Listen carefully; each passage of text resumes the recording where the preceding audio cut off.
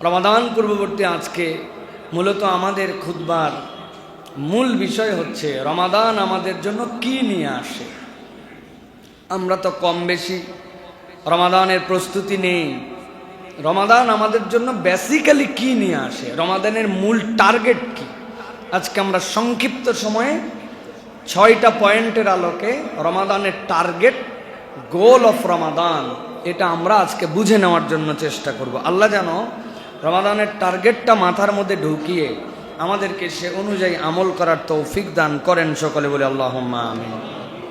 প্রিয় ভাইয়েরা, আল্লাহ রাব্বুল আমিন কোরআনুল কারীমের মধ্যে রমাদানের একটা উদ্দেশ্য বর্ণনা করেছেন, কিন্তু খুবই ইন্টারেস্টিং বিষয় হচ্ছে আল্লাহ রাব্বুল আলামিন রমাদানের বর্ণনাটুকু রমাদান মাস কেন্দ্রিক যত না দিয়েছেন, তার থেকে বেশি আল্লাহ রাব্বুল আলামিন রমাদান বান্দাকে বেনিফিট দিবে কি দিয়ে, সেইটা আল্লাহ রাব্বুল আলামিন বিশেষভাবে উল্লেখ করেছেন।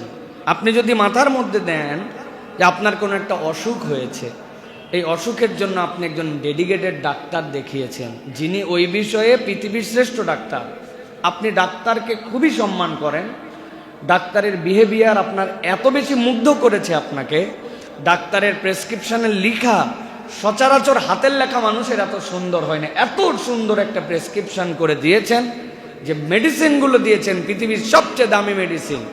আপনি এলাকায় এসে ডাক্তারের প্রশংসায় পঞ্চমুখ, হাতের লেখার পঞ্চমুখ, যে ওষুধ লিখেছে ওষুধের নাম এটা দেখে আপনি প্রশংসায় পঞ্চমুখ, তার ব্যবহার আপনাকে পুরো মাথা খারাপ করে দিয়েছে যে এইরকম ব্যবহার মানুষের হতে পারে, এইগুলা নিয়ে আপনি গুণমুগ্ধ।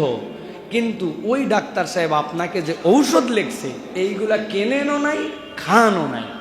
এখন যদি আপনি বলেন ওই প্রেসক্রিপশনকে সম্মান করে, ডাক্তারের গুণকীর্তন করে, আপনার হয়তো মানসিক কিছু শান্তি হতে পারে যে আপনি যে খরচ করছেন ওইটার জন্য খুশি, কিন্তু ঔষধ যদি খাওয়া না হয় তাহলে আমাদের কি রোগ সারবে ভাই?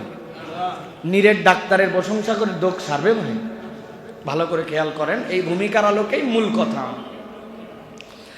আল্লাহ রাব্বুল আলামিন বলছেন শাহরু রমাদান, কোরআনে একটা মাস, যেই মাসের নাম আমি কোরআনুল কারীমের মধ্যে উল্লেখ করলাম, কিন্তু আল্লাহ বলছেন এই মাসটি এমনি এমনি মর্যাদায় আসে নাই, এমনি এমনি তার দাম বাড়ে নাই, এই মাসের নাম এমনি এমনি আমি উল্লেখ করি নাই। আল্লাহ বলছেন আল্লাযী উনজিলা ফিল কুরআন, এই মাসের মর্যাদা বৃদ্ধি পেয়েছে, এই মাস আর 11টি মাস থেকে আলাদা হয়েছে, আল্লাহর কাছে এই মাসটি মর্যাদাশীল এবং আল্লাহর কাছে দামি হয়েছে। আল্লাহ বলছেন এর একমাত্র কারণ রব্বুল আলামিন এই মাসের মধ্যে তোমাদের জন্য কোরআন অবতীর্ণ করেছে। কোরআন অবতীর্ণ করে কেন এত দাম বেড়ে গেল? কোরআনুল কারীমের দ্বারা কেন রমাদানের দাম বাড়ল? মুফাসসিরিনে কেরাম ব্যাখ্যা করেছেন, দুনিয়ার মানুষ, আল্লাহ রাব্বুল আলামিন দুনিয়াতে যা কিছু দেখতে পাও এইগুলা আল্লাহ রাব্বুল আলামিনের সৃষ্টি। ইযা আরাদা শাইআন আন ইয়াকুলা লাহু কুন ফায়াকুন, আল্লাহ নির্দেশ করেছেন হও, সাথে সাথে সেটা হতে বাধ্য হয়ে যায়। কিন্তু দুনিয়ার মানুষ জেনে রাখো, তোমার ঘরে যে মুদ্রা লিপিতে তোমার কাছে কোরআন আছে, যেইটা তুমি উচ্চারণ করে করে পাঠ করো, এইটা আল্লাহ বলেছেন হও আর কোরআন হয়ে গেছে, বিষয়টা এরকম নয়। বরং কোরআনটা হচ্ছে আল্লাহ রাব্বুল আলামিনের পক্ষ থেকে নিয়ামত এমন, এইটি আল্লাহর কালাম, এটি আল্লাহ রাব্বুল আলামিনের সৃষ্ট নয়, বরং আল্লাহর কথাটুকুকে আল্লাহ এখানে রেখেছেন, এইটা আল্লাহর অন্য মাখলুকের মতো মাখলুক নয়, কালামুল্লাহকে আল্লাহ কোরআনে রেখেছেন। তুমি যখন কোরআন তেলাওয়াত করো, আল্লাহর বাক্যগুলি আল্লাহ তোমার ঠোঁট দিয়ে, জিহ্বা দিয়ে বের করে। আল্লাহ রাব্বুল আলামিন এই জন্য বলছেন তোমাদের জন্য যে কোরআন দিলাম, এই কোরআন কেন দিলাম আর এই কোরআনকে কেন মর্যাদাশীল করলাম? আল্লাহ বলছেন ওয়া বাইয়িনাতিম মিনাল হুদা ওয়াল ফুরকান, কোরআন তোমাকে কেবলমাত্র তেলাওয়াতের জন্য দেওয়া হয় নাই, কেবলমাত্র বুকে জড়ায় ধরে চুমু খাবে এই জন্য দেওয়া হয় নাই, যদিও চুমু খেলেও তোমার জন্য আল্লাহর শায়েরকে মর্যাদা দেওয়ার জন্য তুমি আল্লাহর কাছে সম্মানিত হবে, তেলাওয়াত করলে তুমি সওয়াব পাবে। কিন্তু রব্বুল আমিন বলছেন এই কোরআনকে বেসিক্যালি দেওয়া হয়েছে বাইয়িনাতিম মিনাল হুদা ওয়াল ফুরকান, তোমার কাছে সুস্পষ্ট একটা রাস্তা দেখিয়ে দেওয়ার জন্য, এবং সত্যের সাথে মিথ্যার যে পার্থক্য আছে এই পার্থক্যটা আল্লাহর পক্ষ থেকে তোমার কাছে তুলে ধরার জন্য এই কোরআন এসেছে। সুবহানাল্লাহ। একটা সত্য আছে, একটা মিথ্যা আছে, একটা হক আছে, একটা বাতিল আছে। আল্লাহ বলছেন এই দুইটা তোমার সামনে স্পষ্ট করানোর জন্য আমি রব্বুল আমিন কোরআন দিয়েছি। আর এই কোরআন তোমার জন্য হুদা, হেদায়েত। এই কোরআন এসেছে রমাদানে, এই হেদায়েত নিয়ে আসছে বলে, সত্য মিথ্যার পার্থক্যকারী নিয়ে আসছে বলে আমি রব্বুল আলামিন তোমাকে এই কোরআন দ্বারা সম্মানিত করেছি। সুবহানাল্লাহ। আল্লাহ সূরা ইয়াসিনের মধ্যে বলেছেন তোমরা তার অনুসরণ করো যে স্বল্প মূল্যে কোরআনকে বিক্রি করে দেয় না, স্বল্প মূল্যে কোরআনকে বেচে দেয় না। কোরআন স্বল্প মূল্যে বেচা মানে কি? ওয়াজ মাহফিল করে টাকা নেওয়া, জুমার নামাজ পড়ায় খতিবের টাকা নেওয়া, এটা স্বল্প মূল্যে বিক্রি করা। অনেকে অপব্যাখ্যা করে যে আপনারা অমুক তুমুক করে টাকা নেন। জি না, এই স্বল্প মূল্যে বিক্রি মানে কি?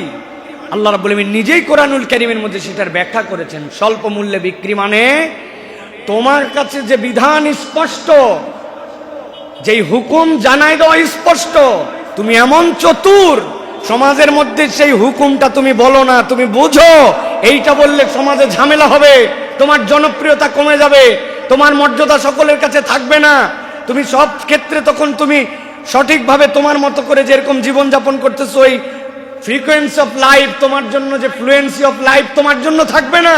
ওই কথা তিক্ত কথা, অতএব ওই কথা গোপন করে তুমি অন্য কথা বলো। এই জন্য তোমার কাছে এটা হচ্ছে কোরআন বিক্রির শামিল। আপনাকে বুঝাতে পারি নাই হয়তো আমি। বর্তমান সমাজে সমকামিতার বিপক্ষে কথা বলা এটা কি একটি স্বাভাবিক বিষয় না অস্বাভাবিক বিষয়? নামাজের কথা তুমি বলতেই পারি ভাই, ভালো পথে চলুন, মিথ্যা কথা বাদ দিন, ভাই ভাইয়ের সাথে সম্পর্ক উন্নয়ন করুন, এই কথা বলা যায়। কিন্তু পর্দাটা আপনি ভালো ঠিকঠাক মতো পালন করেন, এই কথা বললে মসজিদের সভাপতি সাহেব খেপে যায় যে আমার বইয়ের কথা বললো কিনা। যদি ওই সুদটা বন্ধ করেন, অনেক সুদের কারবার করেন আপনি, তাহলে অনেক মুসল্লি চিন্তা করে হুজুরের সাথে মুসাফা করি, সুদের ওয়াজ করলো কেন। এটা একটা এক্সাম্পল বলতেছি। সমাজে যেই কথা ওই লোকের দ্বারা বললে কল্যাণ হবে, ওই কথা না বলে চুপ করে থাকে, আল্লাহ বলছেন এইটা হচ্ছে স্বল্প মূল্যে কোরআন বিক্রি করা। আপনি কোরআনুল কারীমকে বক্তব্য দিয়ে, আপনি কোরআনের আলোচনা করে যদি বলেন যে হুজুর টাকা নিছে, হুজুর কোরআনের কয় টাকা নিছে ভাই? 5 লাখ। 5 লাখ টাকা দিয়ে কোরআনের একটা অক্ষরের মূল্যায়ন হবে? তা আপনি তো দিতে পারেন নাই ভাই, এটা পুরো দুনিয়া দিয়ে দিলেও তো হবে না। তার মানে কোরআনুল কারীমের বিক্রি মানে এইটা না। কোরআনুল কারীমের বিক্রি জেনে বুঝে সত্যকে গোপন করা, যেই কথা বললে এফেক্ট হবে, যেটা নবীওয়ালা কাজ ছিল। নবী করিম সাল্লাল্লাহু আলাইহি ওয়াসাল্লামের কোনো ঝামেলা ছিল? তার থেকে বেশি সুন্দর চরিত্রের মানুষ দুনিয়াতে ছিল। নবী করিম সাল্লাল্লাহু আলাইহি ওয়াসাল্লাম একটু ব্যালেন্স করে চললেই তো সবগুলা তার পিছে দৌড়াতো। তারে তো সূর্য চন্দ্র দিতে চাইছে, সেরা সুন্দরী দিতে চাইছে, মক্কার প্রেসিডেন্ট বানায় দিতে চাইছে, কিন্তু উনি কি রাজি হয়েছে? না। উনি বলছেন এই সমাজের ট্রেন্ড আমার দরকার নাই, হকটা আল্লাহর কাছ থেকে বলতে হবে। আল্লাহ বলছেন এই হকের বার্তা নিয়ে আসছে কোরআন, ওইটা আসছে রমাদানে, এই জন্য রমাদানের মর্যাদা বেড়েছে। রমাদান এমনি এমনি হয় নাই। এখন আমি সব নিতে রাজি, শুধু ওষুধ খেতে রাজি নাই। ঠিক না ভাই? রমাদান কত বরকতময় মাস, কত মর্যাদার মাস। সুবহানাল্লাহ। আপনি সুবহানাল্লাহ বলে ফাটাই ফেলতেছেন, কিন্তু আল্লাহ রাব্বুল আমিন যা হারাম করেছেন সেখান থেকে আপনি সরেন না, যা হালাল করেছেন ওইটা আপনি নেন না। আপনি ঔষধহীন রমাদান আপনি পালন করতেছেন। এই জন্য এরকম রমাদান 50 কেন 100টা পর হলেও কেরিয়ারে আমাদের কোনো পরিবর্তন হয় না, আগেও যা পরেও তা। সমাজে এরকম রোজাদার আছে না ঘুষ খায়? ঘুষ খায় আছে না? রমাদানে এরকম রোজাদার আছে না ফ্রি মিক্সিং করে ঘুরে বেড়ায়? রমাদানে এরকম রোজাদার আছে না যারা রোজা রাখে আবার ইফতার পার্টির সময় ফ্রি মিক্সিং করে একসাথে সবগুলা ঘোরাফেরা করে? রমাদানে এরকম রোজাদার আছে না যে বিবাহ বহির্ভূত সম্পর্ক চালায়, সাহারির সময় নিজে ওঠে, আবার যেই মহিলার সাথে কথা বলা হারাম ওই মহিলাকে ডেকে তুলে দেয়? এই জন্য রোজার সময়, ফজরের সময় রোজা এরকম করে শুরু করে। আছে কিনা কথা বলেন? তার মানে আমি আমার রমাদানকে গ্রহণ করেছি প্রেসক্রিপশনের ঔষধ ছাড়া। আল্লাহ রাব্বুল আমিন এবার টার্গেট নির্ধারণ করে দিচ্ছেন। আল্লাহ রাব্বুল আমিন বলছেন ফামান শাহিদা মিনকুমুশ শাহরা ফালইয়াসুম, আমি দায়িত্ব দিলাম তোমাদের কেউ যদি সিয়ামের মাস পেয়ে যাও অবশ্যই রোজা পালন করবে। আল্লাহ বলতেছেন ইয়া আইয়ুহাল্লাযীনা আমানু কুতিবা আলাইকুমুস সিয়ামু কামা কুতিবা আলাল্লাযীনা মিন ক্বাবলিকুম লাআল্লাকুম তাত্তাকুন। ভেবো না এই সিয়াম কেবল তোমাদের জন্য ফরজ করা হয়েছে, অতীতের যত কম ছিল আদম আলাইহিস সালাম থেকে ঈসা আলাইহিস সালাম পর্যন্ত সকলের জন্য সিয়াম ফরজ ছিল। পুরা রমাদানে হয়তো ছিল না, কারো জন্য মুহররমের সিয়াম ফরজ ছিল, কারো জন্য জিলহজের সিয়াম ফরজ ছিল, কারো জন্য হয়তোবা দেখা যাচ্ছে আল্লাহর পক্ষ থেকে আশুরার সিয়ামটা ফরজ ছিল। অতএব কোনো না কোনোভাবে সিয়াম ছিল, কিন্তু আল্লাহ বলছেন উম্মতে মুহাম্মাদের জন্য আমি স্পেশাল করলাম, পুরা কমপ্লিট একটা মাসের প্যাকেজ বানায় দিলাম। আমার বান্দাদের দায়িত্ব দিলাম এই রমজান মাস পেলেছে যেন সিয়াম পালন করে। আর কেউ যদি সিয়াম পালন করে আল্লাহ বলছেন আশা করা যায় সে তাকওয়ার পথে থাকবে। লাআল্লাকুম তাত্তাকুন, ওই ব্যক্তি আশা করা যায় মুত্তাকি হওয়ার পথে সে এগিয়ে যাবে। সুবহানাল্লাহ, মুত্তাকি হওয়ার পথে সে আগাবে। কেমনে আগাবে? গোল প্ল্যানিং। আমি একবারে পুরা জীবনের সব গুনাহ খাতা ছেড়ে দিব। সারা জীবন বিড়ি খাইছি, চিন্তা করছি আগামীকালকে থেকে বিড়ি একবারে বাদ দিয়ে দিব, গুনাহ একবারে বাদ দিয়ে দিব, আগামীকালকে থেকে একবারে তাকবীর উলার সাথে নামাজ ধরে ফেলবো। ন, এটা মানবীয় ফিতরাতে মানুষের দ্বারা সম্ভব নয়। মানুষকে ছোট ছোট স্টেপের মাধ্যমে মানুষকে এগোতে হয়। আল্লাহ রাব্বুল আমিন বলছেন লাআল্লাকুম তাত্তাকুন, এই রমাদান তোমাকে ছোট ছোট ফুট স্টেপ, তোমার স্টেপ মার্কগুলা নির্ধারণ করে দিবে। বেটা তুমি দিনের বেলা রোজার অবস্থায় তুমি সিগারেটটা খাও না, তাহলে তুমি তো দেখছোই 15 ঘন্টা তুমি না খেয়ে থাকতে পারো। তাহলে আস্তে করে রাতও বাদ দাও, আস্তে করে 1 মাস, 1 সপ্তাহ, 1 সপ্তাহ করে তুমি 1 মাস বাদ দাও। ওই লোক তখন আল্লাহর কাছে কোনো অজুহাত দিতে পারবে না যে আল্লাহ আমি তো কোনো উপায় ছিল না, নিরুপায় হয়ে খাইছিলাম না। রব্বুল আলামিন তাকে একটা প্ল্যানিং দিয়েছেন, এই প্ল্যানিংয়ে সে বাস্তবায়িত হয়ে আস্তে করে গুনার পথ থেকে ভালোর পথে আসছে। ওই লোক নামাজ আগে কন্টিনিউ করতো না, কিন্তু রমাদানে আল্লাহ বলছেন তুমি 5 ওয়াক্ত সালাত আদায় করতে শুরু করো, জামাতের সাথে সালাত আদায় করতে শুরু করো। একটা বান্দা যদি 30 দিন সালাতে অভ্যস্ত হয় তাহলে সাবকনশাস মাইন্ডে মানুষ ওই কাজগুলিতে অভ্যস্ত হয়ে যাবে।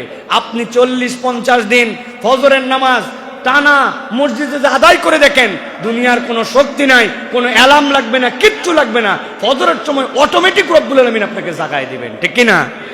এটা নিয়ম, এটা মানবীয় ফিতরাত। আল্লাহ রাব্বুল আমিন অটোমেটিক আপনাকে করে দিবেন। অনেক সময় ঘরের মধ্যে আলো থাকে না, আপনি আপনার বাথরুমের সিটকানি পর্যন্ত অটোমেটিক হাতের কাছে পেয়ে যান। কারণ কি? অভ্যস্ততা। আপনি আপনার বাথরুমের রাস্তা চিনেন, সিটকানির রাস্তা চিনেন, অন্ধকারের মধ্যে কল কোথায় ছাড়তে হবে জানেন, বদনাটা ধরে ফেলেন, কিছুই লাগে না। মানুষ এরকম অনেক কিছুই করে ফেলতে পারে।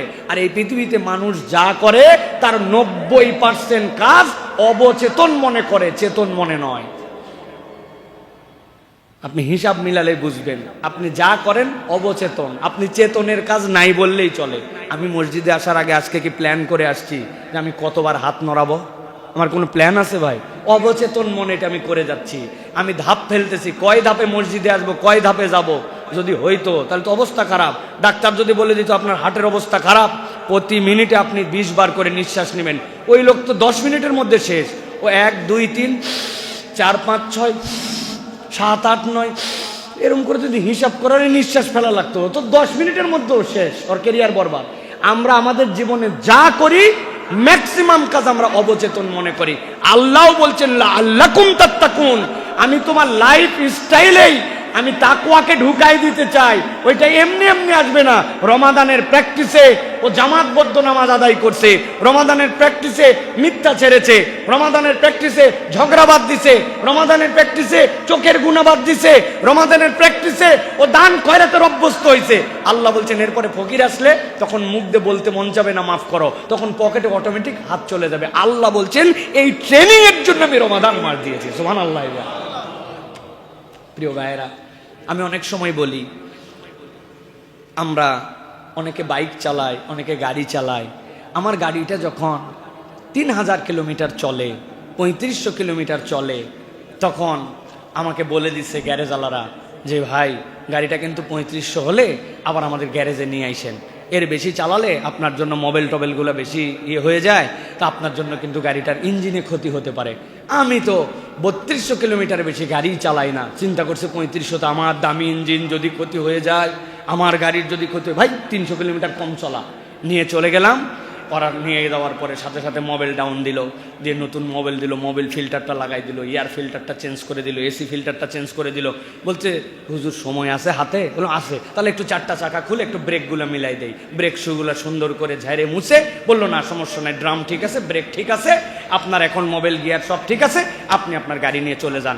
আবার 4000 কিলোমিটার পর্যন্ত আমি আবার ড্যাম কেয়ার গাড়ি চালাচ্ছি। আমি প্রিয় ভাইরা, খুব ভালো করে বোঝেন, একটা মানুষের 11 মাসের জিন্দেগিতে সে সাধ্যমতো চেষ্টা করে, সাধ্যমতো বেঁচে থাকার সব মাসের মধ্যেই আপনার জন্য চোখের গুনাহ থেকে হেফাজত করা দায়িত্ব, মনের গুনাহ থেকে হেফাজত দায়িত্ব।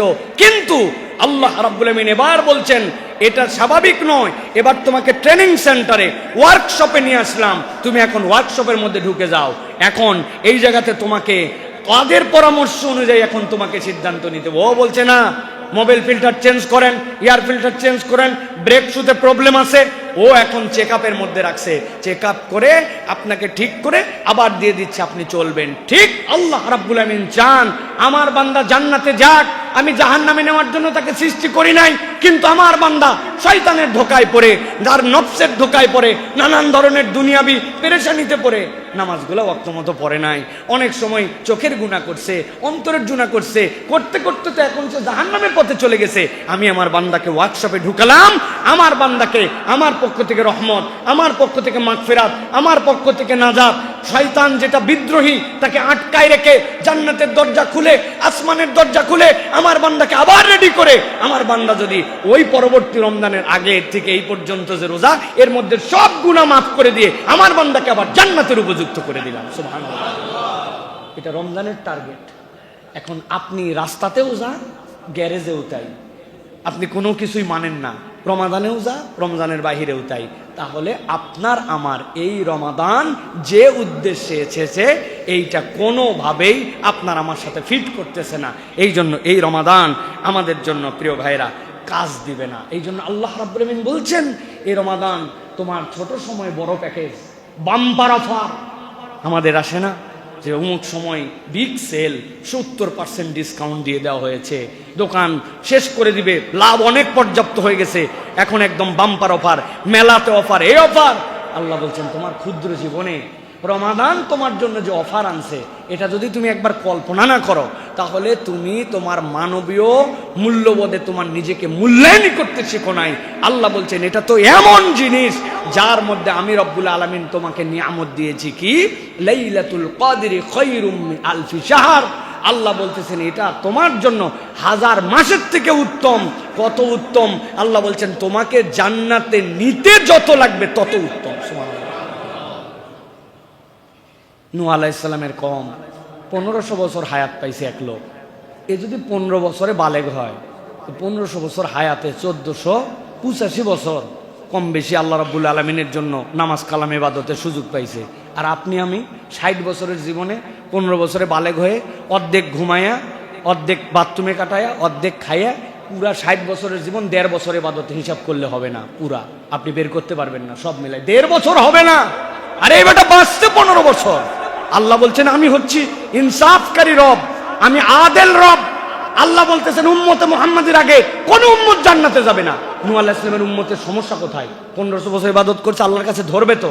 আল্লাহ আমি 1500 বছর, এবার 60 বছর। এ তো মরিচ গাছ, আমি হচ্ছে বট গাছ, ঠিক না ভাই? এ তো মরিচ গাছ, ঘাস। আমি হচ্ছে তাল গাছ, আর হচ্ছে ঘাস। তুমি তাল গাছ বাদ দিয়ে ঘাসটা ঢুকাচ্ছ জান্নাতে, ব্যাপারটা কি? আল্লাহ বলবেন আমলনামা চেক করে দেখো। আমলনামা চেক করে দেখা যাবে লাইলাতুল কদরি খায়রুম মিন আলফি শাহর। আমি আল্লাহ, আমি যে জান্নাত দেবো, আমি প্যাকেজ ঘোষণা করে রাখছিলাম, এই রাত যদি কেউ পাই আমি তারে দিয়ে দিব, তোর সমস্যা কোথায়? আমি আমার মালিক, দুনিয়ার মালিক আমি, জান্নাতের মালিক আল্লাহ। আল্লাহ মিলাই দেখবেন ওই বান্দার আলফি শাহর, আল্লাহর এটা হচ্ছে একটা বর্ণনা মাত্র। আল্লাহ বলছেন ওকে যা দিয়ে জান্নাতে ঢুকতে হবে ওই পর্যন্ত আমি তাকে দান করে দিব। সুবহানাল্লাহ। ওই মাস রমাদান আমি খুব প্রশংসা করলো, ওয়াহ মাশাআল্লাহ, কত গুরুত্বপূর্ণ মাস রমাদান। রমাদানের মতো মাসই হয় না। এই মাসে কোরআন এসেছে, এই মাসে আল্লাহ রাব্বুল আমিন দয়া করে, এইগুলো ওয়াশ করে ওষুধ খাই নাই, বুঝছেন তো না? ওষুধ খাই নাই, কাজ হবে তো না? রমাদানের গুণকীর্তন করে কাজ হবে তো? ওষুধ কি? ওষুধগুলো আপনাকে গ্রহণ করতে হবে প্রিয় ভাইরা। রাসূলুল্লাহ সাল্লাল্লাহু আলাইহি ওয়াসাল্লামের 3টা হাদিস আপনাদের কাছে বলবো। নবী করিম সাল্লাল্লাহু আলাইহি ওয়াসাল্লাম বলছেন, আতাকুম রমাদানুন শাহরুন মুবারাক ফারাদাল্লাহু আযজা ওয়া জাল্লা আলাইকুম সিয়ামাহু তুফতাহু ফীহি আবওয়াবুস সামা। আল্লাহ নবী বলতেছেন, এই রমাদান, যে রমাদানের ভিতরে আসমানের দরজা আল্লাহ খুলে দেন। সুবহানাল্লাহ। বিজ্ঞান প্রমাণ করতে পারুক না পারুক, আমরা আল্লাহর কথা, আল্লাহ রসুলের এই কথা বিশ্বাস করি যে আসমানের দরজা আছে। কেমন জানি না, আমি তো অত দূর পর্যন্ত যেতেই পারি নাই। দুনিয়ার যত আবিষ্কার এগুলো তো প্রথম আসমানের নিচে। আর আমার নবী সাল্লাল্লাহু আলাইহি ওয়াসাল্লাম 7 আসমান ভেদ করে গিয়েছেন। যাওয়ার পরে জিজ্ঞাসা করা হয়েছে, তুমি কে? বলে জিব্রাইল। তোমার সাথে কে? বলে মুহাম্মদুর রাসূলুল্লাহ। বলে তাকে কি অনুমতি দেওয়া হয়েছে আসমানের উপরে আসার জন্য? বলে হ্যাঁ, আল্লাহ তাকে ডেকেছেন, দরজা খুলে গেছে, এক এক দরজা ভেদ করে 7 আসমান পার করে গিয়েছেন।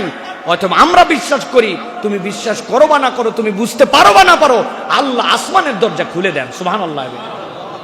রমজানে আসমানের দরজা খোলা হয়।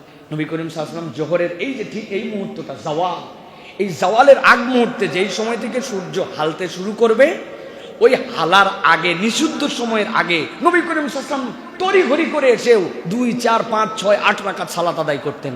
সাহাবীরা জিজ্ঞাসা করছে, লিমা সাল্লাইতা ইয়া রাসূলুল্লাহ, আপনি একটু পরে তো জোহর, কিন্তু এই সময় আপনি একদম জাওয়ালের আগ মুহূর্তে আপনি কেন সালাত আদায় করেন? বলে শোনো, আল্লাহ আমাকে দেখিয়েছেন এই সময় আল্লাহ আসমানের দরজা খোলেন, অতএব আসমানের দরজা খোলার সময় আমি বান্দা সালাত আদায় করতেছি, আল্লাহ যেন এইটা আল্লাহর কাছে উপস্থাপিত হয়, আল্লাহর কাছে আমি রহমত চাই, এই জন্য আমি এই সময় সালাত আদায় করি। সুবহানাল্লাহ। ওটা হয় দিনে। আর আল্লাহ রাব্বুল আমিন বলছেন রমাদানে পুরা সময় নবী জানায় রাখেন, আমার বান্দার জন্য আমি আসমানের দরজা খুলে রাখি। আল্লাহ বলতেছেন, তুগলাকু ফীহি আবওয়াবুল জাহিম, জাহান্নামের দরজাকে বন্ধ করে দেওয়া হয়। ওয়া তুগাল্লু ফীহি মারদাতুশ শায়াতিন, শয়তানকে জিনজিরাবদ্ধ করা হয়, বিদ্রোহী শয়তান তাকে আটকানো হয়। ফীহি লাইলাতুন খায়রুম মিন আলফি শাহর মান হুরিমা খায়রাহা ফাকাদ হুরিমা। নবী বলছেন এর মধ্যে এমন একটা রাত আছে 1000 মাসের থেকে উত্তম, যে বঞ্চিত হলো সে চির হতভাগা। নাউযুবিল্লাহ। তাহলে এই যে আসমানের দুয়ার খোলা, এইটার জন্য আমার প্রস্তুতি কি? আমি মনে করছি রমাদান মানে খালি বোধহয় রোজা রাখা, না।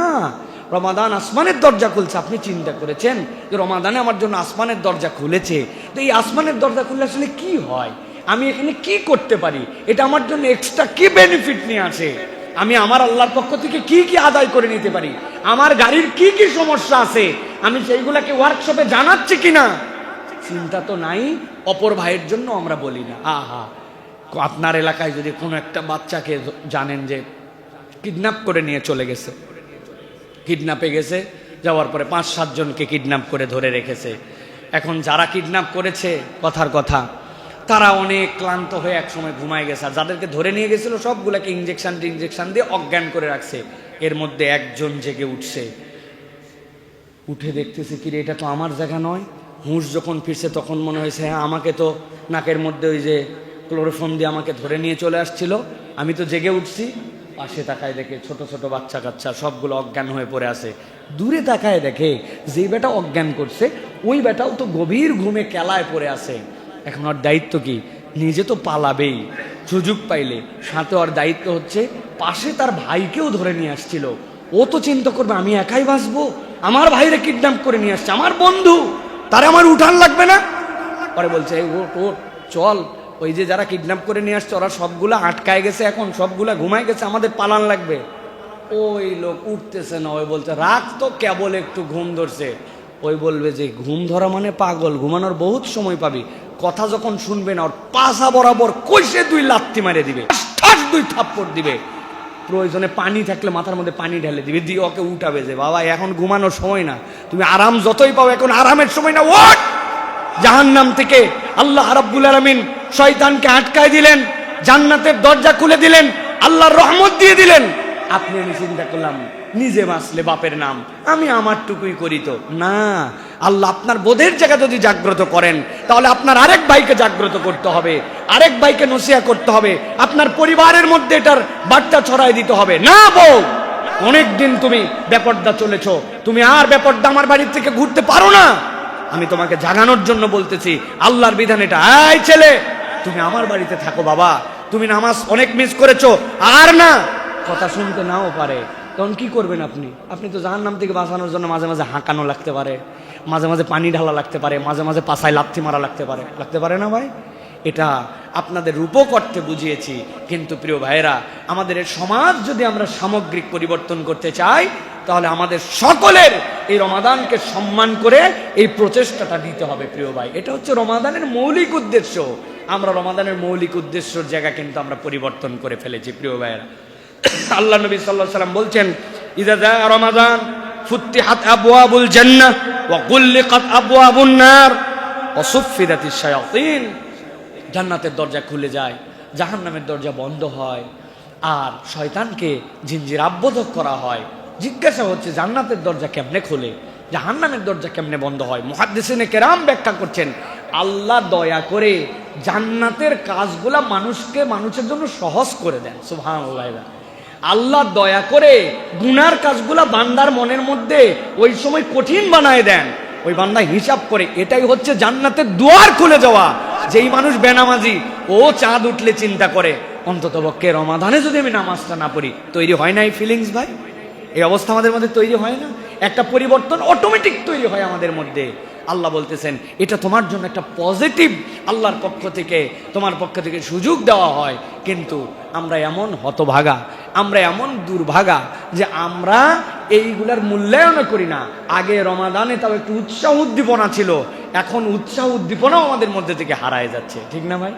রমাদান আসতেছে, রমাদান গ্রহণ করতে হবে। আমি যদি জিজ্ঞাসা করি, হিজরি সাল কত এবার ভাই বলেন তো? বলেন না, কততম রমজান রাখতেছেন? 2025-এর রমাদান না? হ্যাঁ, আমাদের কি অবস্থা চিন্তা করেন। আপনার সন্তানকে যদি জিজ্ঞাসা করেন, রমাদানের আগের মাস কি বাপ, পরের মাস কি? বলে, রমাদানের আগের মাস জানুয়ারি, ফেব্রুয়ারি, আর রমাদানের পরের মাস এপ্রিল না মার্চ। এইটা কি রমাদানের আগের পরের মাস? না। রমাদানের এই যে আমাদের মধ্যে থেকে ধর্মীয় চেতনাগুলা নামতে নামতে নামতে আমরা যে কোথায় যে ঠেকায় গেছি প্রিয় ভাইরা। এই জন্য অন্তত পরিবারে একটু উৎসাহ দেন, বাচ্চা কাচ্চাকে একটু জাগরুক করেন। আমি তো আমার বাচ্চাদের জন্য সবসময় বলি, ওদের প্রস্তুতি শুরু হয়ে গেছে রমাদানের, তারা সুন্দর করে প্ল্যাকার্ড লিখছে। আমার বাড়ির মধ্যে সাধ্যের মধ্যে যতটুকু ওই চাঁদ, ওই তারা, ওইটা ঝুলানো, তাদের মধ্যে একটা উৎসাহ দেওয়া রমাদানের জন্য। প্রথম রোজা, তারপরে কোন রোজা, তারপরে রমাদানে কি করবে, ছোটবেলার থেকে এই উৎসাহগুলি দেওয়া, এই উদ্দীপনাগুলি দেওয়া। অনেক সময় মনে হবে এটা লোক দেখানো, কিন্তু এটা লোক দেখানো নয়। আপনি একটা বড় কিছুর প্রাপ্তিতে আপনি আপনার ছোট জেনারেশনকে রেডি করতেছেন, তাদেরকে মেন্টালি এটার জন্য বিল্ড আপ করতেছেন। এটা আল্লাহ চান, এটা হচ্ছে রমাদানের একটা সম্মান প্রিয় ভাইয়েরা। আরেকটা হাদিসের কথা আমরা শুনি প্রিয় ভাইয়েরা, চলেন। যে হাদিস দ্বারা আমরা বোঝার চেষ্টা করব যে সিয়ামের আসল কাজ কি, আর তাকওয়ার আসল জায়গাটা কোথায়, তাকওয়ার আসল জায়গা কোথায়, আর সিয়ামের আসল কাজ কি প্রিয় ভাইরা। ভালো করে একটা জিনিস হৃদয় থেকে অনুভব করার জন্য চেষ্টা করেন। কি সেইটি?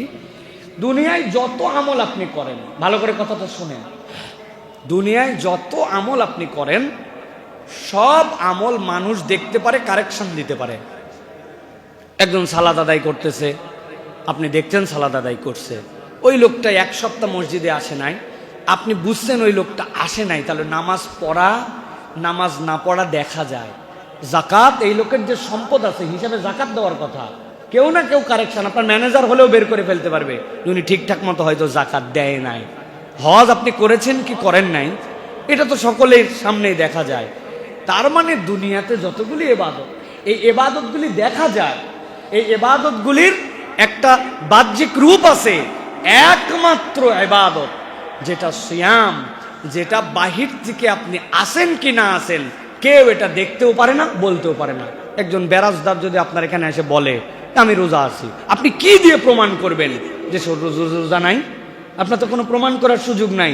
বাথরুমের ভিতরে যাই খাইছে, হোটেলে খাইছে, পরিবার জানে না, বাহিরে যায় খেয়ে নিছে, অথবা কোনোভাবে তার মধ্যে রোজা ত্যাগ করে ফেলছে, আপনি বলতে পারবেন না। তার মানে সিয়াম একমাত্র ইবাদত যেটা আপনার ব্যক্তির সাথে সম্পর্কিত আর আল্লাহর সাথে সম্পর্কিত। এই জন্য আল্লাহ রাব্বুল আলামিন বলেছেন, আস-সাওমু লি ওয়া আনা আজজি বিহ, সিয়াম হচ্ছে কেবল আমার জন্য। দুনিয়ার সব ইবাদতের হিসাব করে আল্লাহ রাব্বুল আমিন সওয়াব দিবেন, কিন্তু আল্লাহ সিয়ামের কি দিবেন আল্লাহ বলছেন সেটা বললাম না। আল্লাহ বলে রাখছেন সিয়াম আমার জন্য আর সায়েমের জন্য আমি আল্লাহই হচ্ছে রিওয়ার্ড। সুবহানাল্লাহ। আল্লাহ স্বয়ং ওই বান্দার জন্য, রোজাদারের জন্য আল্লাহর পক্ষ থেকে রিওয়ার্ড। আল্লাহ রাসূল সাল্লাল্লাহু আলাইহি ওয়াসাল্লাম বলছেন কুল্লু আমাল ইবনে আদম লাহু ইল্লা সিয়াম, প্রত্যেক আদমের, বনি আদমের ইবাদত তার জন্য, শুধুমাত্র সিয়াম ছাড়া। ফাইন্নাহু লি ওয়া আনা আজজি বিহি, নিশ্চয় জেনে রাখো সিয়াম আমার জন্য কেবল, বান্দা কেবল আমার কাছেই ওটা উপস্থাপন করতে পারে, আর আমি আল্লাহ তাকে এই সিয়ামের জন্য রিওয়ার্ড দান করব। ও সিয়ামু জুন্নাহ, এরপরে নবীজি বলছেন জেনে রাখো তোমাদের জন্য সিয়াম হচ্ছে ঢাল স্বরূপ। ঢাল স্বরূপ, তোমাকে কেউ তীর মারতেছে, তোমার কাছে যদি ঢাল না থাকে তোমার বুকে লেগে যেতে পারে, কপালে লেগে যেতে পারে। নবীজি বলছেন সিয়াম ইমানদারদের জন্য ঢাল স্বরূপ। এখন কিসের থেকে সিয়াম আমাকে হেফাজত করে? কিসের জন্য আমার জন্য ঢাল? কোন ক্ষেত্রে সে আমাকে প্রতিরক্ষা করে? আল্লাহ রাসূল সাল্লাল্লাহু আলাইহি ওয়াসাল্লাম বলছেন ওয়াইদা কানা ইয়াউমু সাওমি আহাদিকুম ফালা ইয়ারফুস ওয়ালা ইয়াসখাব, নবীজি বলছেন জেনে রাখো যদি তোমাদের মধ্যে থেকে কেউ সিয়াম পালন করে, আমি আল্লাহর পক্ষ থেকে জেনে বললাম দুইটা জিনিস থেকে যেন সে নিজেকে মুক্ত রাখে। একটা কি, সে যেন গুনাহ খাতা না করে, আর 2 নম্বর হচ্ছে সে যেন তার নিজেকে সামলায় নিয়ে চলে। গুনাহ খাতা মুক্ত সিয়াম তার লাগবে। আপনাকে এই সিয়াম আপনার গুনাহ খাতা মুক্ত হওয়ার ট্রেনিং আপনার জন্য উপস্থাপন করে। মুসলমান একজন, তাকে যদি বলেন তুই চুরি কর, মুসলমান নামাজি, সে চুরি করতে পারবে না। নামাজ বাদ দে, নামাজ বাদ দেবে কিভাবে? যাকাত দিস না, শয়তান উস্কাই দিয়েছে, চিন্তা করবে আল্লাহ তোমার সম্পদ না দেই কেমনে। কিন্তু যেই মুসলমান নামাজ পড়ে, যেই মুসলমান হজ করে, যেই মুসলমান দুনিয়ার ভালো কাজ করে, দেখবেন ওই মুসলমানও এমন কতগুলা গুনাহ করে যেটাকে সে গুনাহই মনে করে না। মুখ দিয়ে এমন কথা ভরভরায় বলে যে এই কথাকে গুনার কথা, এটা তার টেনশনের মধ্যে না, চিন্তার মধ্যেও নাই। 10 বন্ধু মিলে বসছে, হেন কোনো কথা নাই তার মধ্যে বের হয় না, এমন কোনো গালি নাই তার মধ্যে আসে না, এমন কোনো ধরনের বাজে কথা নাই যেগুলো তার মধ্যে আটকায়। ওইগুলা বলে আবার সালাত আদায় করতে চলে আসে, ওইগুলা বলে আবার যাকাত দিয়ে দেয়, ওইগুলা বলে হজের সফর করে চলে আসে, কিন্তু তার আচরণও চেঞ্জ হয় না, তার মুখও চেঞ্জ হয় না। এই জন্য নামাজি, হাজি এই মানুষগুলারও মুখের যে অপরাধ, মুখের যে গুনাহ, এইটা সে মুক্ত হতে পারে না। নবী করিম সাল্লাল্লাহু আলাইহি ওয়াসাল্লাম বলছেন ফা ইন সাব্বাহু আহাদুন আও কাতালাহু ফালইয়াকুল ইন্নী ইমরুউম সাইম, তাকে যদি কেউ এসে গালি দেয় অথবা তার সাথে কেউ যদি মারামারি করতে আছে, ঝগড়াঝাটি করতে আছে, সে যেন বলে দেয় আজকে আমি রোজা অবস্থায় আছি, আমি তোমার সাথে মুখ দিয়ে কথা বলে গালাগালি করতে পারবো না, ঝগড়াঝাটি করতে পারবো না, মারামারি করতে পারবো না, আমি সায়েম। আল্লাহ নবী বলছেন একমাত্র সিয়াম তোমার জন্য এই জুন্নাহ, তোমার জন্য এটা ঢাল। কোনো ইমানদার যদি এই প্র্যাকটিস করে তাহলে তার জীবনের অন্য গুনাহ ছাড়া আর কোনো ব্যাপারই না। সুবহানাল্লাহ। নবীজি বলছেন যদি তুমি কিছু বলতে চাও তাহলে তুমি ভালোটি বলো, আর যদি না বলতে পারো তাহলে চুপ করে থেকো। পৃথিবীতে একটা ইবাদত, ব্যতিক্রম ইবাদত, আর কোনো ইবাদত এরকম নাই। সবাই গল্প গুজব করতেছে, ফাউল কথা বলতেছে, আর আপনি চিন্তা করছেন আমি কোনো কথা বলবো না, কথা বললে এই জায়গাতে আজগবি কথা হবে, তুমি চুপ করে আছে। আপনি যদি নিয়ত করে চুপ করে থাকেন, আপনি যতক্ষণ কথা বলবেন না, এমনকি সুবহানাল্লাহ বলেন নাই, আলহামদুলিল্লাহ বলেন, কোনো তাসবিহ বলেন নাই, খালি চুপ করে আছেন, আল্লাহর ডান কাঁধের ফেরেশতা লেখে হয়রান হয়ে যাবে। আপনার আমল নামায় শুধু সোয়াব আর সোয়াব লেখা হবে। আর আমাদের অবস্থা কি? কোনো একটা কথা না বললে ভিতরে উসখুস করে, 5 জন মিলে গল্প করতেছে, এখন আমি যদি যে কিছু একটা না বলি কেমনে, কতক্ষণ সহ্য করা? যারা ভুল কথা বলেই যাচ্ছে, ওরা বলেই যাচ্ছে এবার ডোনাল্ড ট্রাম্প ক্ষমতায় আসবে না। আমি যদি পণ্ডিতি না ফলায় একটা কথা যদি না বলি, কোথায় ডোনাল্ড ট্রাম্প আর কোথায় আমি চিন্তা করলাম দৌড় বেটা, তোমাদের কোনো দুনিয়া সম্পর্কে কোনো ধারণাই নাই, বেকুবের দল কোথাকার। আমার স্টাডি বলতেছে উরি উনার স্টাডি, এই যে শুরু হয়ে গেল মিনিংলেস। না আমার দুনিয়ার জন্য কল্যাণ, না আমার কোনো অর্থনৈতিক কল্যাণ। ভাই হ্যাঁ, এই কথা বলে যদি আমি $10 পাইতাম তাহলে কিন্তু আমি বলতাম আপনি বলেন ভাই 10টা রেমিটেন্স আমাদের দেশে আসুক, আপনি উমুকের দালালি করে তুমুকের কথা বলে $10 আসুক। এই কথা বলার পরে আপনাকে যাওয়ার সময় যারা যারা চায়ের দোকানে ছিল তারা বললে, বাপ রে আপনি এত সুন্দর আমাদেরকে জ্ঞান দিয়ে গেলেন, ধরেন মুসাফা করে আপনি 100 টাকা রাখেন, এত সুন্দর কথা বললেন, জিন্দগিতে দিছে কেউ? তা আপনি হুদামিশা এই পেশাল পারেন কি জন্য? আপনি হুদামিশা নবীজি এটার থেকেই বাঁচতে বলছেন। ওটা নামাজি বেশি করে, রোজাদার করে, হজকারী করে। নবী করিম সাল্লাল্লাহু আলাইহি ওয়াসাল্লাম বলছেন কথা বললে ভালোটা বলো, কল্যাণকর কথা, আর না বলে চুপ করে থাকো। তুমি যদি নিয়ত করে চুপ করে থাকো আল্লাহ তোমার আমল নামায় সওয়াব দান করবেন, সুবহানাল্লাহ।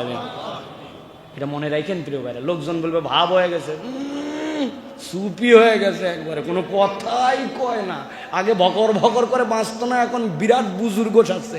বলুক ভাই, তার কথা ওই বলুক, তার আমল নামা সে নিয়ে চলুক, আমার আমল নামা আমারে নিয়ে যাওয়া লাগবে, কি ভাই ঠিক কি না? এই জন্য নবী করিম সাল্লাল্লাহু আলাইহি ওয়াসাল্লাম বলছেন সিয়াম তোমাকে এটা শিখায়। ওয়াল্লাযী নাফসু মুহাম্মাদিন বিয়াদিহি লাখুলুফু ফামিস সাইমি আতয়াবু ইনদাল্লাহি মিন রিহিল মিসকিল লিস-সাইম। আল্লাহ নবী বলছেন আল্লাহর কাছে আমি কসম করে বলতেছি, মুহাম্মাদের প্রাণ যার হাতে, কোন রোজাদার যদি বিশুদ্ধভাবে রোজা রাখে আর তার মুখের মধ্যে ওই পেটের ক্ষুধার কারণে এক ধরনের স্মেল আসে, ওটা দুর্গন্ধ না, ভুল বুঝেন না। আপনার দাঁতের মধ্যে গোস্ত আটকায় আছে, দাঁত মেসওয়াক করেন না, 5 ওয়াক্ত নামাজের আগে আপনার মেসওয়াকের সাথে সম্পর্ক নাই, ব্রাশ করেন না, খাওয়ার শেষে ব্রাশ করেন না, ওইটা আপনার মুখের দুর্গন্ধ। ওই দুর্গন্ধ আপনি বুঝতে পারেন না, কিন্তু ওই দুর্গন্ধ আছে। কিন্তু নবীজি বলছেন এটা ভিন্ন। সে মুখ পরিষ্কার রাখছে, মেসওয়াক করছে, ক্লিন, কিন্তু তার স্টোমাকটা যে ফাঁকা, ওইখান থেকে এক ধরনের স্মেল আসে খালি পেটের। যদিও ওইটা সুখকর নয়, কিন্তু আল্লাহ ওই রোজাদারের স্মেলকে এত পছন্দ করেন, নবী বলছেন মুহাম্মদ সাল্লাল্লাহু আলাইহি ওয়াসাল্লামের প্রাণ যে সত্তার হাতে, আমি তার কসম করে বলতেছি মিশকে আম্বরের সুগন্ধির থেকে আল্লাহর কাছে রোজাদারের এই গন্ধ পছন্দ। সুবহানাল্লাহ। কারণ কি? কারণ সে কারো জন্য সিয়াম রাখে নাই। সে চাইলে চুরি করে পানি খাইতে পারত, চুরি করে খাইতে পারত, সে চাইলে চোখের গুনাহ করতে পারত, হাতের গুনাহ করতে পারত, কান দিয়ে বাজে কিছু শুনতে পারত, মন দিয়ে বাজে চিন্তা করতে পারত, সব বাদ দিছে। আর পেটের থেকে স্মেলটা আসতেছে, আল্লাহর কাছে ওইটা এত পছন্দনীয়। নবী করিম সাল্লাল্লাহু আলাইহি ওয়াসাল্লাম বলছেন লিস-সাইমি ফারহাতান, একজন রোজাদারের জন্য 2টা আনন্দের সময়। একটা ইয়াফরাহুমা ইযা ইফতারা, নবী করিম সাল্লাল্লাহু আলাইহি ওয়াসাল্লাম বলছেন ইফতারা, যখন কোন রোজাদার ইফতার করে, আল্লাহ রাসূল সাল্লাল্লাহু আলাইহি সাল্লাম বলছেন ওই ব্যক্তির আনন্দের 2টার একটা হচ্ছে যেই সময়ে সে ইফতার করে, ওই ইফতারের মুহূর্তটুকু তার বিশাল আনন্দের। সুবহানাল্লাহ। এই আনন্দের অনেকগুলা ব্যাখ্যা আছে। ইয়াফরাহুমা ইযা ইফতারা, ওই ব্যক্তির ওই যে আল্লাহর পক্ষ থেকে যে সময়টুকু পেল, সে ওই সময়টুকুতে তার সারাদিন সিয়াম ছিল, তার সামনে খাদ্য আছে, এখন সে খাবার গ্রহণ করবে, আল্লাহর জন্য এখন সে করতেছে না, যে অপেক্ষা করছে, ওইটা একটা তার জন্য ব্লেসিং আল্লাহর পক্ষ থেকে। আল্লাহ ওই সময় তার দোয়া কবুল করেন। আল্লাহ রাব্বুল আলামিন ওই সময় তার ইফতার করতেছে, ইজাফতারা, ইফতার করতেছে সে আল্লাহর জন্য, সে এখন রোজা ভাঙবে, ওটা তার জন্য একটা আনন্দ। আল্লাহ রাসূল বলছেন এটা তো আনন্দ, কিন্তু এই আনন্দের থেকে বড় আনন্দ হচ্ছে ওয়াইদা লাকিয়া রাব্বাহু ফারিহা বিসাওমিহি। আর দ্বিতীয় আনন্দ হচ্ছে যেদিন সে তার এই সিয়ামের জন্য আল্লাহকে দেখতে পাবে, ওই দিন তাকে আলাদা করা হবে, যে এরা আল্লাহর জন্য সিয়াম পালন করেছিল, আল্লাহ তাদের জন্য ওই দিন আল্লাহর দিদার দিবেন, ওই দিন হবে তার মূল আনন্দ। সুবহানাল্লাহ।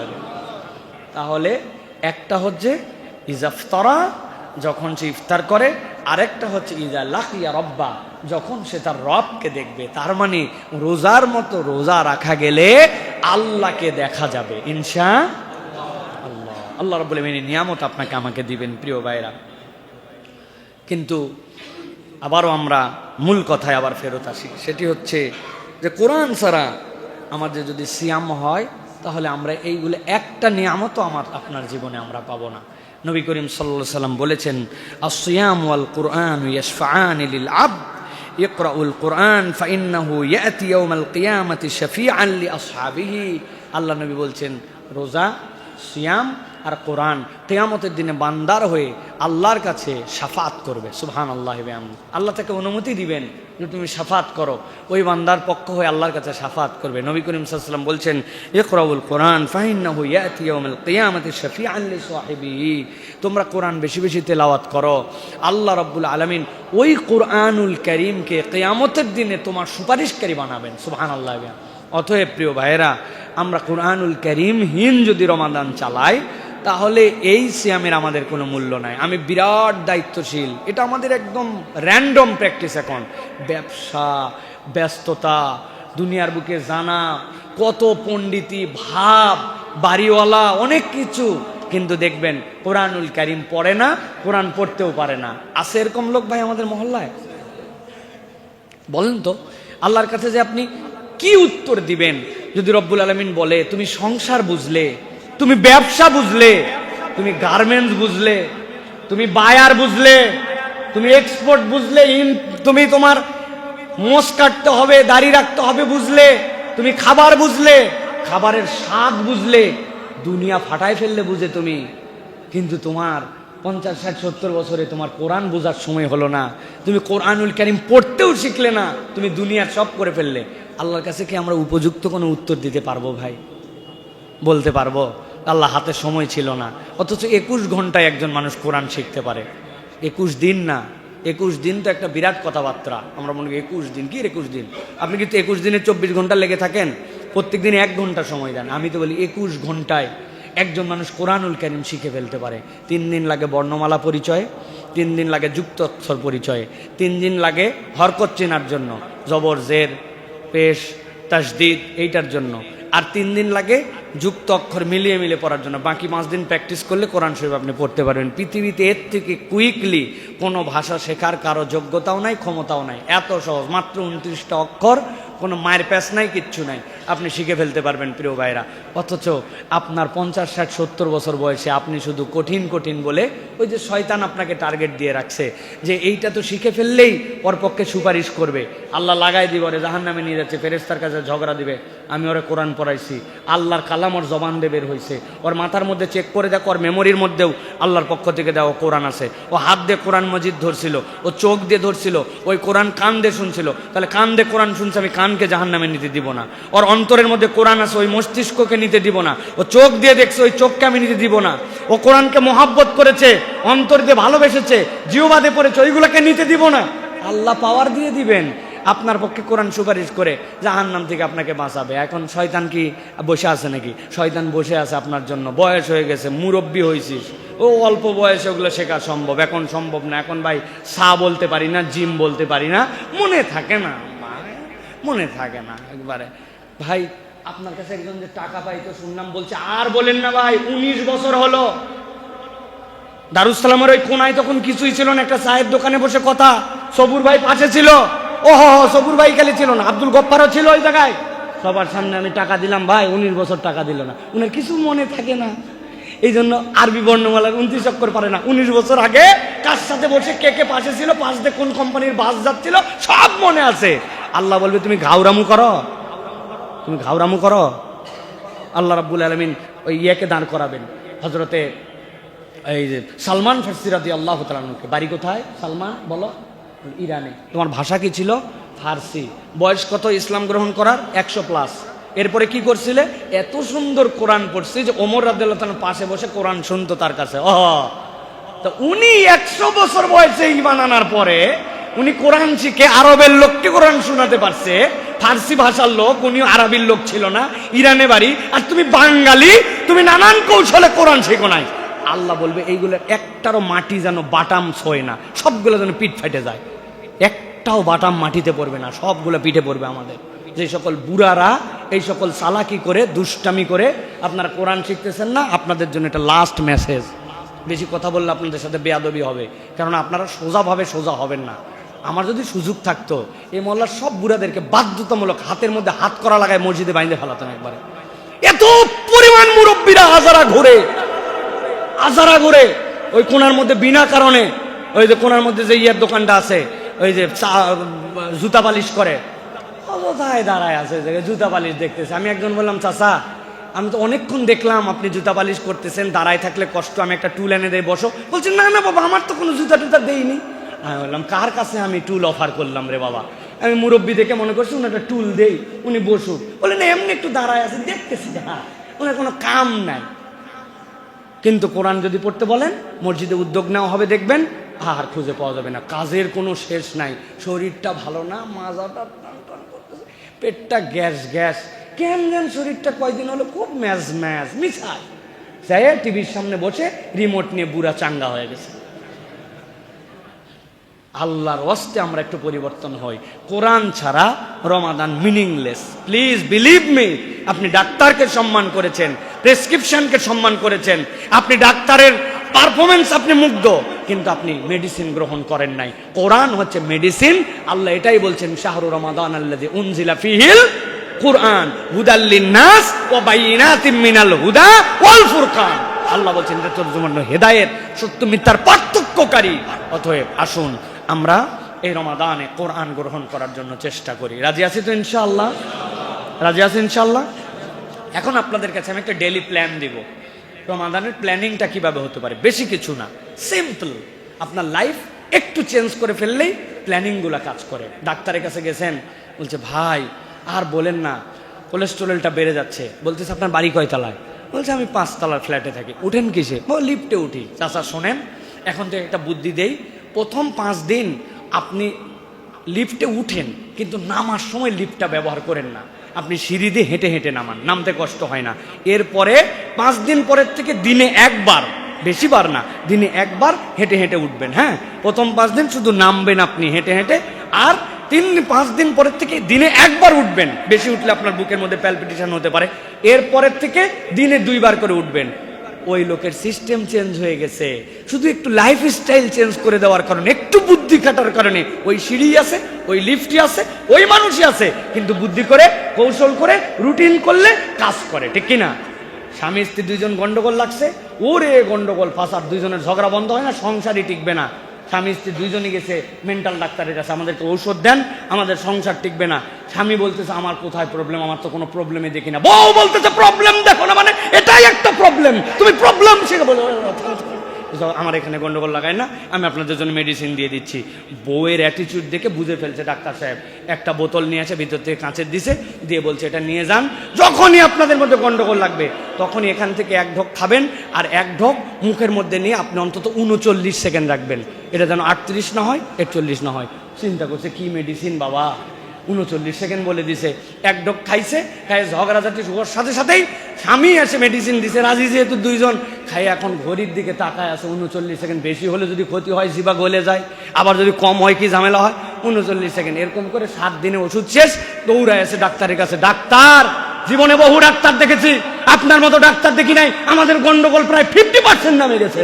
ওষুধ আরো দেন। ওষুধ ফুরাইছে। বলছে ওষুধ আপনার বাড়ির বেসিনের মধ্যে বহুত পরিমাণ আছে। বলছে তার মানে? বলছে ওর মধ্যে কিছুই ছিল না, ওটা আপনার বোতলের পানি দিছি, শুধু সিস্টেম চেঞ্জ করে দিছি, যেই ঝগড়া লাগে আপনাকে বলে দিছি খাবেন। আর 39 সেকেন্ড কেন বলছি? কনসেন্ট্রেশনটা যেন ঘড়ির দিকে যায়, গন্ডগোলের দিকে না যায়। ওর মধ্যে পানি ছাড়া কিচ্ছু নাই, যান, কোনো টাকাও দেওয়া লাগবে না, কিছু না। এখন থেকে আপনারা এই কৌশলে আপনারা ঝগড়াঝাটি বন্ধ করেন। তার মানে একটু রুটিন ওয়ার্ক করলে, একটু প্ল্যান করলে সেম জিনিস ডিফারেন্ট ওয়ার্ক করে। ঠিক কিনা? এই জন্য রমাদানের একটা ছোট্ট প্ল্যান দেবো আপনাদের জন্য, ফজর থেকে এশা পর্যন্ত। স্বাভাবিকভাবে শোনেন, যদি আল্লাহ আমাদেরকে এটা ফলো করার তৌফিক দান করেন, কিছু বেনিফিট আমরা পাবো ইনশাল্লাহ। 1 নম্বর সাহারি এবং সকালের আমল। সাহারি মিস করবেন না, কম হোক বেশি হোক, সাহারি ছেড়ে দেওয়া যাবে না। যেন আমার লাগে না, আমার দরকার নাই, একবারে আমি খাবো না, না, 1টা খেজুর দিয়ে হলেও, 3টা খেজুর দিয়ে হলেও, একটু পানি হলেও সাহারি খাবেন। কেননা এটা আপনার রমাদানকে বিউটিফুল করবে। আল্লাহ নবী সাল্লাল্লাহু আলাইহি সাল্লাম বলেছেন তোমরা সিয়াম করো, কেননা সাহারি করো, কেননা ইন্নাল্লাহ ওয়া মালাইকাতাহু ইউসাল্লুনা আলাল মুতাসাহিরিন, আল্লাহ এবং তার ফেরেশতারা ওই সাহারি করতে যেই বান্দা উঠে তাদের প্রতি আল্লাহর পক্ষ থেকে রহমত এবং আল্লাহর পক্ষ থেকে আল্লাহ তাদের ক্ষমা করে দেন। সুবহানাল্লাহ। ফেরেশতারা তাদের প্রতি সালাত পেশ করে, ফেরেশতারা তাদের জন্য সুবাসিশ জানায়, আল্লাহ তাদেরকে বান্দাকে মাফ করেন। অতএব এটা মিস করা যাবে না, এটাতে আমাদের শুরু হবে। এরপরে ফজরের আজানের জবাব দিবেন।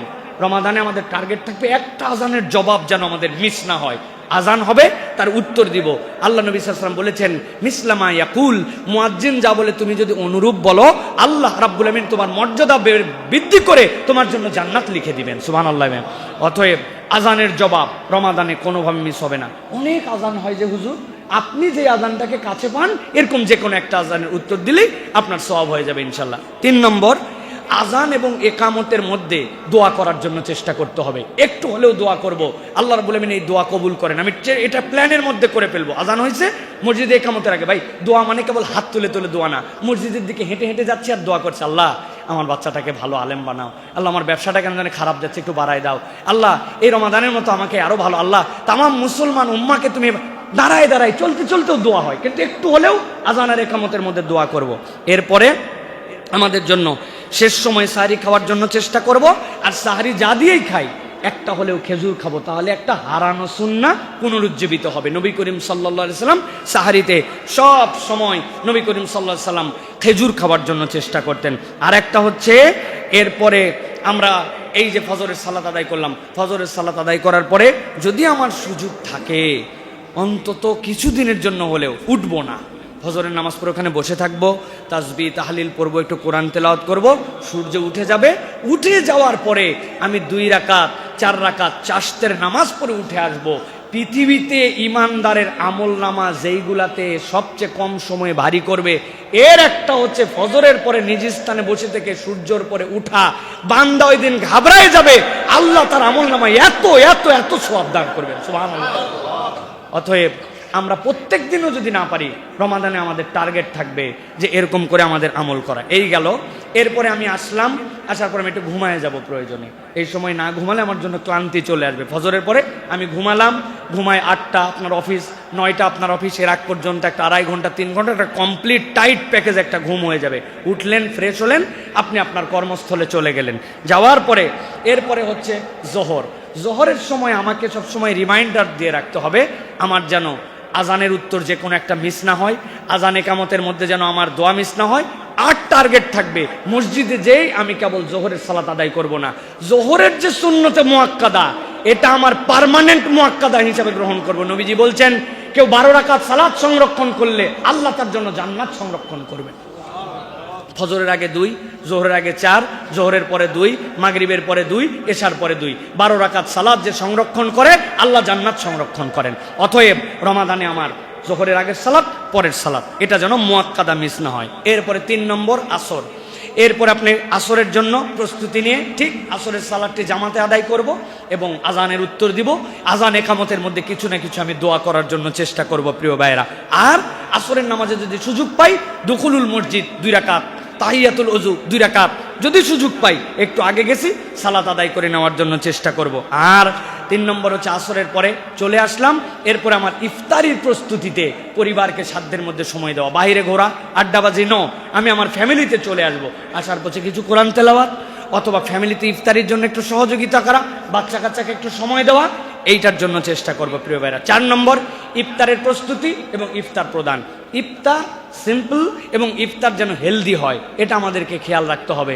আমরা এমন পরিমাণ অস্বাস্থ্যকর খাবার খাই যেই খাবার খাওয়াতে আমাদের রোজার মূল টার্গেটই নষ্ট হয়ে যায় আমাদের জন্য। খান, প্রত্যেক আইটেমই খান, সার্কেল করে খান, একদিনে 26 আইটেম 25 আইটেম তারপরে 20 আইটেম, এগুলো খুব ভালো প্র্যাকটিস না আমাদের জন্য। এই জন্য স্বাস্থ্যসম্মত খাবার খাওয়া। আর ইফতার না করাইয়া ইফতার করব না।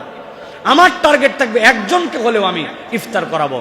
পকেটের মধ্যে 3টা করে খেজুরের 10টা বন্দা রেখে দিছি, একটা ভাইকে দিয়ে দিছি, একজনকে দিয়ে দিছি। একদিন বাড়ির থেকে ইফতার বানায় নিয়ে আসছি, একটা ছোলা, একটা খেজুর, অল্প একটু মুড়ি, অল্প একটু ছোলা, 10টা পলিথিনের মধ্যে একটা ছোট শপিং ব্যাগে নিয়ে আসছি।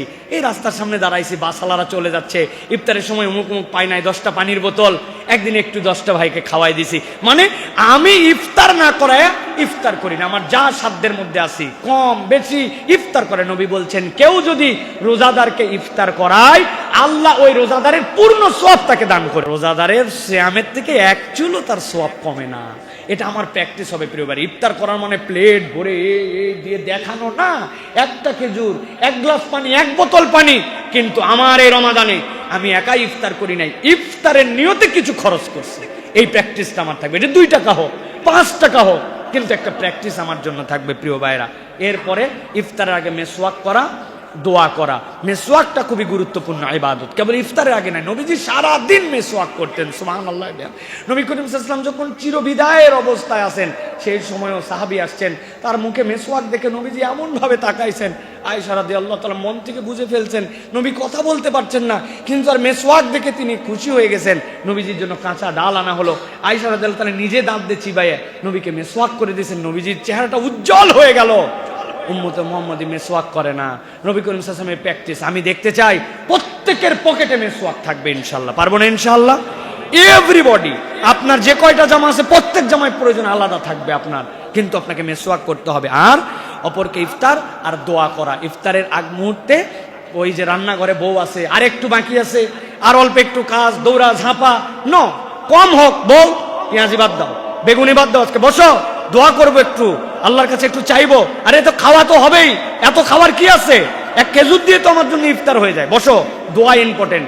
ইফতারের আগে 15 মিনিট কোনো দুনিয়ার সাথে সম্পর্ক নাই, আপনি ডিট্রাস্ট ফ্রম দ্য ওয়ার্ল্ড, আপনি তখন আল্লাহর সাথে কেবল কানেক্টেড। এটা আপনার রুটিনের মধ্যে করে ফেলতে হবে। এশা এবং তারাবি, মাগরিবের পরে আমরা হালকা একটু বিশ্রাম করলাম, এই সময় একটু লাইটটা কমাই দেবো বাসার প্রয়োজনে, কমাই দিয়ে হালকা একটু নিজের মধ্যে একটা ন্যাপ নেওয়া, এটা রিল্যাক্স নেওয়া। এই সময় শরীরটা ছেড়ে দেয় সারাদিনের, যেহেতু আপনি ইফতারের জন্য আল্লাহ নবী বলছেন জাহাবাজ জমা ওয়াবতাল্লাতিল উরুক ওয়া সাবাতাল আজরু ইনশাআল্লাহ, আপনার তখন শিরা উপশিরা শিথিল হয়ে গেছে, আপনি ওই সময় একটু ন্যাপ নিলেন, নিয়ে তারাবির সালাত আদায় করার জন্য চলে গেলেন। প্রিয় ভাইরা, নবী করিম সাল্লাল্লাহু আলাইহি ওয়াসাল্লাম বলেছেন, কেউ যদি রাতের সালাত আদায় করে আর সেটা যদি ইমামের সাথে করে, আল্লাহ রাব্বুল আমিন কেন জানি ওইটা যদি পূর্ণ করে, তার সারা রাত সালাত আদায় করার সওয়াব আল্লাহ তার সাথে দিয়ে দেন, সুবহানাল্লাহ।